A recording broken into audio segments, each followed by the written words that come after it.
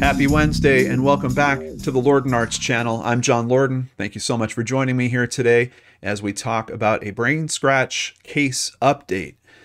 Now, this is a case that we covered way back in 2018, and that's the death of Jonathan Cruz.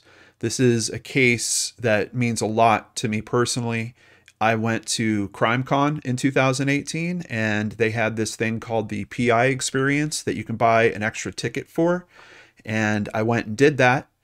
And that's where I got to see an amazing person that I'm so proud to call my friend. That is Sheila Wysocki. And I got to see Sheila's work and see how she presented the information about this case. And then around all that, of course, is a very compelling case with a very big question. Did Jonathan end his own life, or was he killed by his girlfriend? The PI experience was extremely memorable. Like, I remember the individual experts that we got to hear, listening to the 911 call, a bunch of questions that came from that. But there was just these baffling aspects to this case. One of those aspects was it sounded like investigators that were on the scene really early were considering the fact that this was a homicide. And obviously, if you've been following, especially the recent updates on the Elisa Gomez case, now with the news segments that they've released out here in Minnesota, they're running a clip of one of the first responders basically saying, you know, this could be a homicide. He could have killed her. So that aspect, of course, grabs me because you're getting the experience of someone in law enforcement who's on the scene, taking it in firsthand, and they have a very strong consideration like that. Despite that consideration, we have his death deemed undetermined. And then you have a family wondering, what do we do for justice? And that's where today's update comes in. It's been several years that this has been kind of in development, but just reported today, it looks like the civil suit for this case is getting started. Let's go ahead and take a look together. There's only one article that's out about it right now, but I kind of wanted to get a primer back out there, kind of get this case back in your mindsets because it's been so long since we've talked about this one. So in the description box down below, I'm telling you guys, this case on the physical evidence standpoint is extremely complex. It's one of the things that really drew me to it. You know, Sheila Wysocki, Gray Hughes. If I recall correctly, Gray did a whole 3D mock-up of the actual apartment. And I think we used that in the first video, if I recall correctly. We've all had really interesting and tough conversations with each other about our beliefs in this case and what's going on with it. It's one that really deserves that level of attention. So if you're new to the channel, maybe you haven't heard about any of this, links are in the description box down below. There's two key videos you want to see. The first one is this one, the death of Jonathan Cruz. And then the second one, I've actually broken out a separate one for the 911 call and transcript. Big questions that happened in that 911 call as well. So this morning I noticed there is an article actually detailing what's going on with this over at Axios.com. Civil trial starting. Jonathan Cruz's parents are pursuing a civil lawsuit against his ex-girlfriend, Brenda Lazaro, alleging negligence and wrongful death. Lazaro has repeatedly denied any wrongdoing. It's like it's coming to me in flashes, even just hearing these names again. One of the things that's really perplexing about this case is the story is they're in the bedroom. They're both in the bedroom. He's sitting in the bed, and she is sitting at the foot of the bed. And supposedly, if you listen to Brenda's version of the story, he says, I'm going to prove that I love you, cover your ears. And then he winds up shooting himself in the same room with her literally at the foot of the bed. Now, there's some logistics things. We'll get to some of that. I don't want to completely repeat the previous episodes. I'm just really trying to share with you guys some of the perplexing things about this. In a search warrant executed a day after the shooting, A Coppell police investigator said he suspected Cruz's death was a homicide. Coppell police have said they didn't have enough evidence to prove or disprove the investigators' early homicide theory. So you literally have law enforcement that doesn't know which way to go with this case.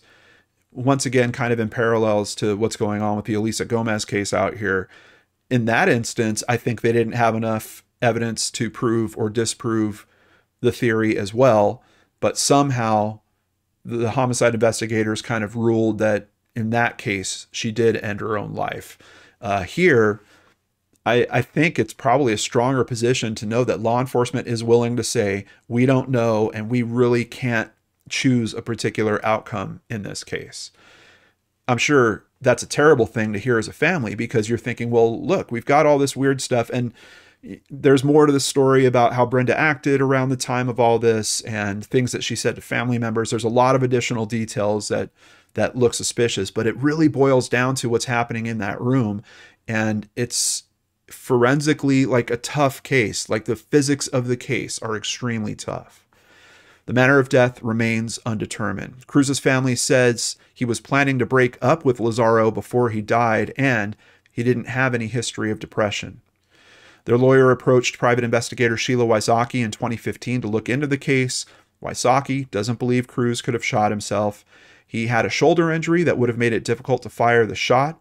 A reenactment with forensic experts shows the scenario would have been unlikely, and he was lying in bed when his body was found. I don't know. There's a lot of things that are strange about that. I struggle with the thought of someone lying in bed. Like, you're having a disagreement. His girlfriend is clear that they were arguing that whole day. It was a Super Bowl Sunday, and basically they're in an argument after the Super Bowl ends. How many people lay down in bed during an argument like that?